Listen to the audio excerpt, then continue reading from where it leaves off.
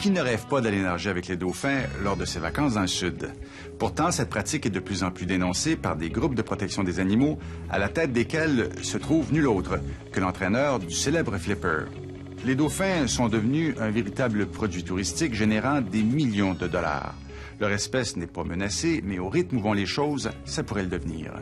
En regardant le traitement qui leur est réservé, on se demande si leur sourire si charmant n'est pas trompeur.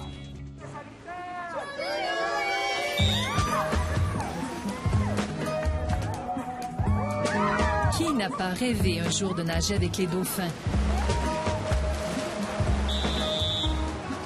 De vivre une expérience unique auprès d'un animal sauvage que l'on dit supérieurement intelligent. D'admirer ses prouesses de haute voltige et d'être séduit par ce sourire moqueur.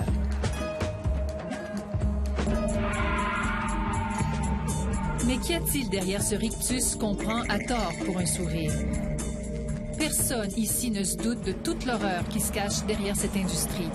Une industrie faite de captures sauvages, de trafic illégal et de morts prématurées.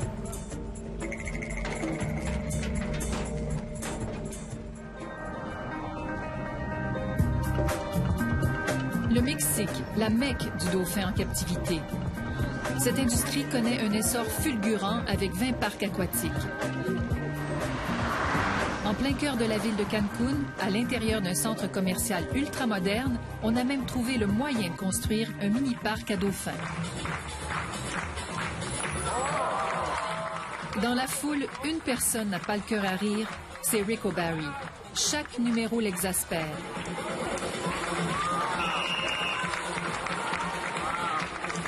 Il quitte même avant la fin du spectacle.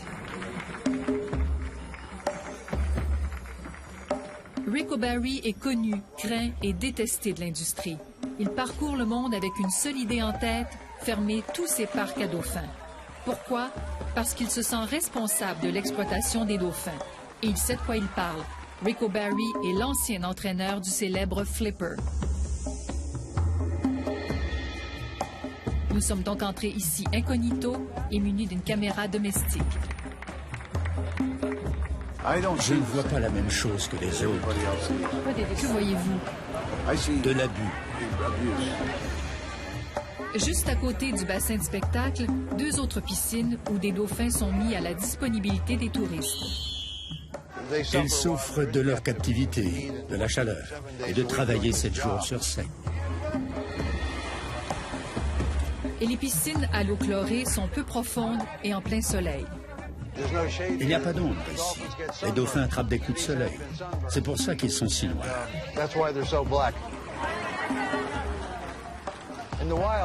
En liberté, quand il fait très chaud, ils plongent à des centaines de mètres pour se rafraîchir. C'est ironique. Ils sont à 3 mètres de l'océan ici.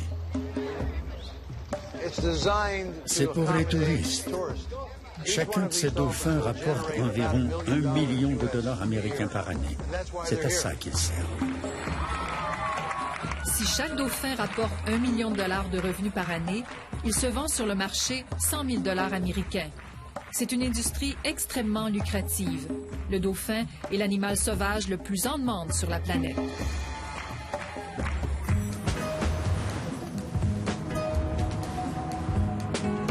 Nous sommes en direction d'Isla Mujeres, une île au large de Cancun.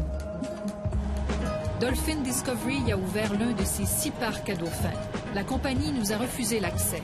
C'est donc toujours muni d'une caméra domestique que nous sommes allés visiter cet endroit où sont confinés 23 dauphins dans des enclos. Ce qui frappe, c'est cette image persistante de travail à la chaîne. Le dauphin doit travailler pour avoir de la nourriture, contrairement aux autres animaux dans les eaux.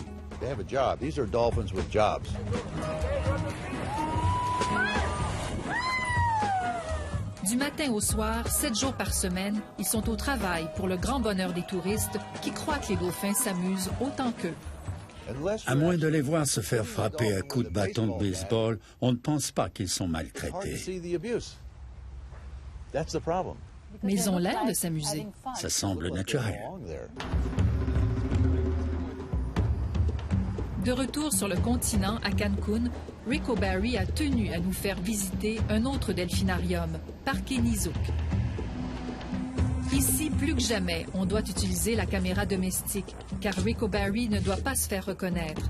Il y a dénoncé un des plus gros scandales de l'industrie du dauphin en captivité. Parque Nizuc est situé dans cet immense parc d'amusement et de glissade d'eau. C'était en juillet 2003. Pour répondre à une demande sans cesse croissante, Parque Nizuc a importé 28 dauphins des îles Solomon dans le Pacifique. Un commerce illégal, puisque le Mexique interdit l'introduction de toute espèce exotique dans ses eaux. Rico Barry a réussi à capter ces images inédites des dauphins peu de temps après leur arrivée. Ils sont dans un état comateux. Ils ont beaucoup de mal à s'adapter à leur nouvel environnement. Certains dauphins sont tellement malades qu'il faut les sortir de l'eau, puis transporter à l'ombre sur le quai pour qu'ils puissent être intubés et nourris. D'autres sont morts. L'importation de ces dauphins du Pacifique a mis à jour la corruption et la brutalité qui entourent le trafic des dauphins et forcé le gouvernement mexicain à interdire l'importation de dauphins, peu importe leur provenance. Quant à la direction de Parque Nizuc, elle a refusé toutes nos demandes d'entrevue. Les gens qui viennent nager avec les dauphins l'ignorent. On fait croire aux touristes que ces dauphins ont été mis là par Dieu ou qu'ils sont tombés du ciel. Les touristes ne posent pas les bonnes questions. Ils veulent connaître le nom du dauphin, mais pas d'où il vient.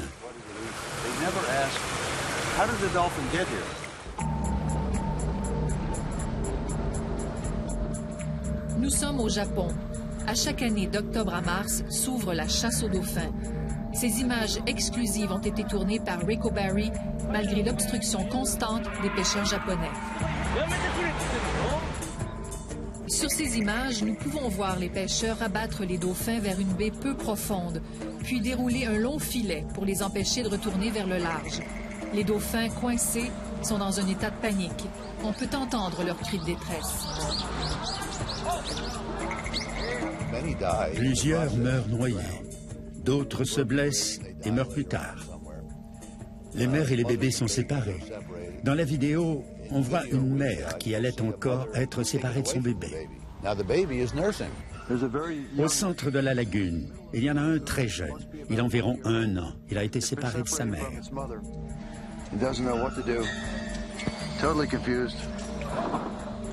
On voit ici une mère et son bébé mort. La mère est presque morte et il reste près de lui. Les entraîneurs ne font rien pour empêcher ça. Ils restent plantés là à regarder. Ces entraîneurs venus du monde entier choisissent les plus beaux spécimens destinés au delphinarium.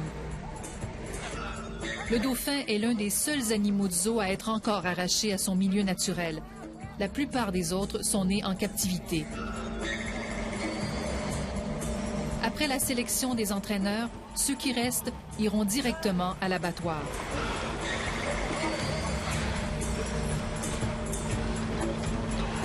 La viande de ces animaux est populaire en Asie. En tout, 23 000 dauphins sont tués chaque année. Ces images prouvent que l'industrie des parcs de dauphins soutient le plus grand massacre de dauphins au monde. Pourtant, hier, pendant le spectacle, on nous disait vouloir les protéger. Quel mensonge!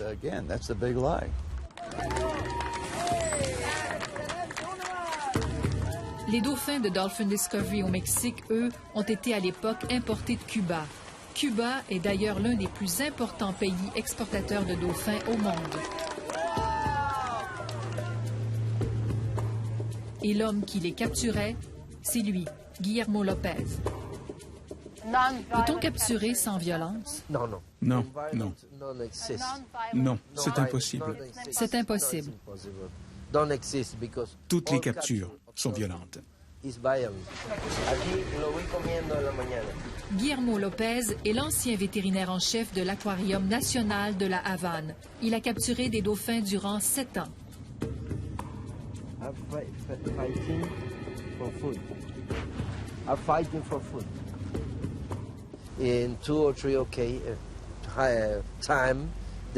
Il est arrivé que des bébés meurent de convulsions dans mes bras. En ouvrant le corps, je voyais que le cœur avait lâché. Quelle tristesse. Après avoir capturé les dauphins, le Dr Lopez les accompagnait lors de leur transport vers le Mexique ou l'Europe. Il a dû à plusieurs reprises traiter les dauphins pour des ulcères à l'estomac, des vomissements. C'est à coup de Valium qu'il réussissait à les calmer. Je comprenais leur souffrance. Ce sont des animaux intelligents, comme les humains. Les mettre dans une piscine, c'est comme jeter un humain en prison. Un jour, il en a eu assez.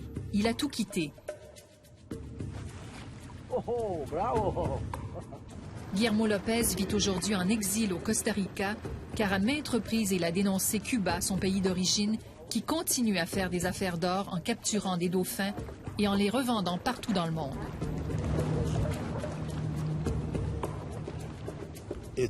C'est une industrie de plusieurs milliards de dollars. Je le sais, j'en faisais partie.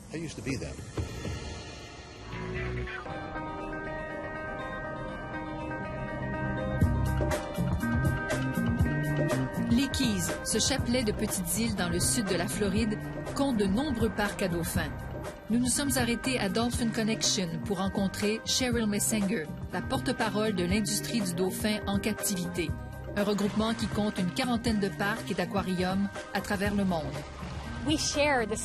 On partage la même passion que Rico Barry. On aime tous les dauphins, chacun à notre manière. Cheryl Messenger est aussi propriétaire de Dolphin Connection, un petit parc situé dans un complexe hôtelier.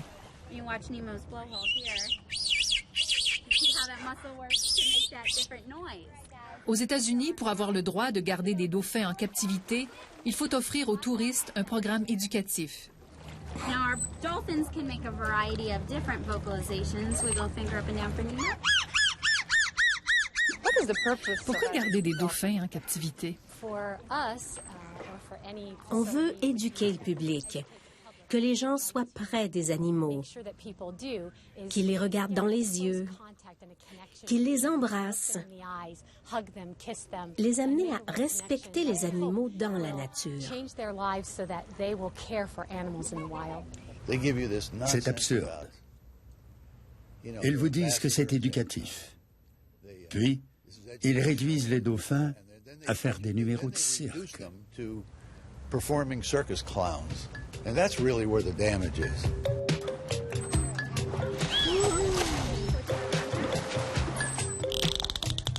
Sur les 6 dauphins de Dolphin Connection, 3 sont nés en captivité et 3 ont été capturés de manière non violente, nous assure Cheryl Messenger. C'est possible de les capturer sans cruauté? Absolument. Alors comment faites-vous? Je l'ignore, je n'ai jamais capturé de dauphin. Aux États-Unis, rien n'interdit la capture en mer, mais on ne le fait plus depuis 1989. La raison, Rico Barry. Aucun parc ne veut s'attirer les foudres de l'activiste. Au Mexique, depuis 5 ans, il est interdit de capturer des dauphins sauvages. Et comme il n'est plus possible d'en importer, les parcs mexicains n'ont plus d'autre choix que de se tourner vers la reproduction. Xcaret, un des plus grands parcs du Mexique. Ici, on se spécialise dans la reproduction des dauphins. Mais le taux de mortalité des dauphinaux est très élevé. On en perd près de 1 sur 2. Pour Rick O'Barry, la reproduction ne rend pas la captivité plus acceptable. Quand je vois les mauvais traitements, je réalise que tout ce gâchis a été causé par la série Flipper. Ce n'était pas une industrie de plusieurs milliards de dollars avant Flipper. Tout le monde a voulu vivre cette expérience. Je me sens responsable.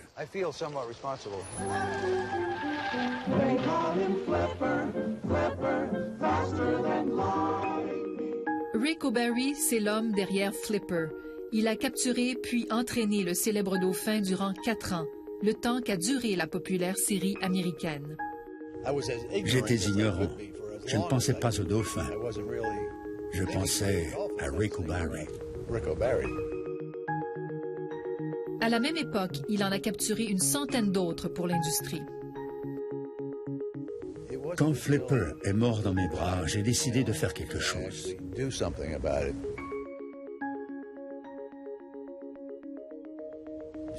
Elle a nagé jusqu'à moi, m'a regardé droit dans les yeux et a pris une longue inspiration. J'attendais qu'elle expire, mais elle ne l'a pas fait. Elle a coulé au fond du bassin. Je l'ai regardée longtemps avant de réaliser qu'elle ne remontait pas. J'ai plongé pour la ramener à la surface. J'ai appuyé sur ses poumons pour qu'elle expire, mais sans succès. C'était la fin des années 60. Ce jour-là, l'entraîneur vedette a décidé de consacrer le reste de sa vie à lutter contre la captivité. Aujourd'hui, il travaille avec l'organisme One Voice, qui se porte à la défense des animaux. Les gens disent que vous militez depuis que la série Flipper n'existe plus, que c'est plus facile maintenant de vous dire contre ces pratiques. C'est ce que me reproche l'industrie.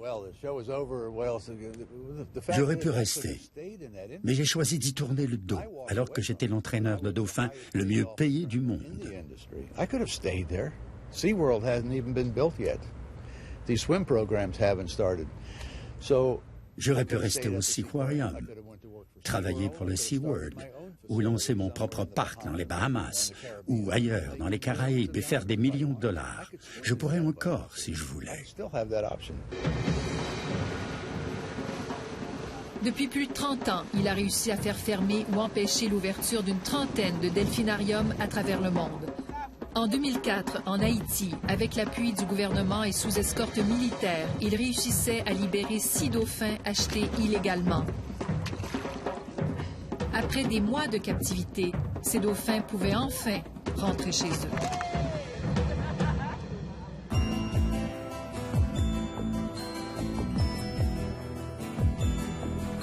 Rick O'Barry comprend la fascination qu'ont les gens pour les dauphins. Mais pour lui, il n'y a qu'une solution acceptable, c'est d'aller les observer en mer, comme ici, au large de Key West, en Floride. Si vous voulez voir le Grand Canyon, vous devez aller au Grand Canyon. Ça devrait être comme ça pour les dauphins. Certains disent que ce n'est pas tout le monde qui peut faire ça. Tant pis, on ne peut pas toujours avoir tout ce qu'on veut.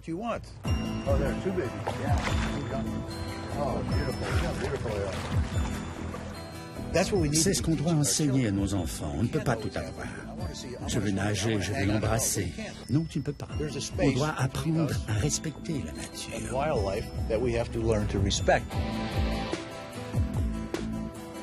Les excursions pour observer les dauphins sauvages sont très populaires.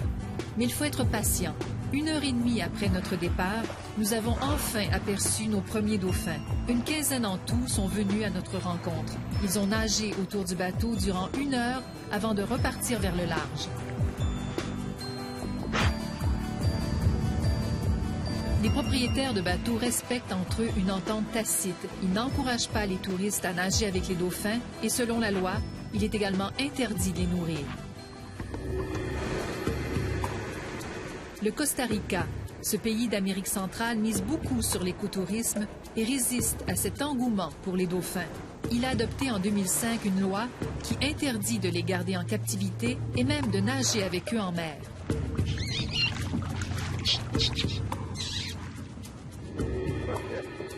Guillermo Lopez est le seul vétérinaire spécialiste des mammifères marins au Costa Rica. Il est complètement débordé, mais heureux de venir en aide aux dauphins blessés par des requins ou des bateaux de pêcheurs.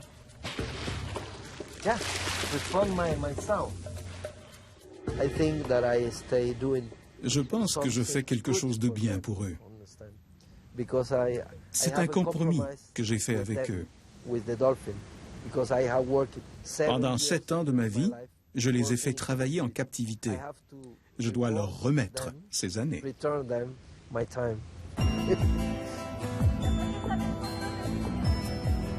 Le Le taux de mortalité des dauphins en captivité est très inquiétant. Alors que dans la nature, ils peuvent vivre une trentaine d'années, en captivité, ils vivent en moyenne 10 ans. Pourtant, on jurait qu'ils ont été créés pour nous amuser. C'est le sourire trompeur du dauphin. Comme consommateurs, nous faisons vivre cette industrie. Donc, que pouvons-nous faire? N'achetez plus de billets, c'est la solution. That's the way to beat them.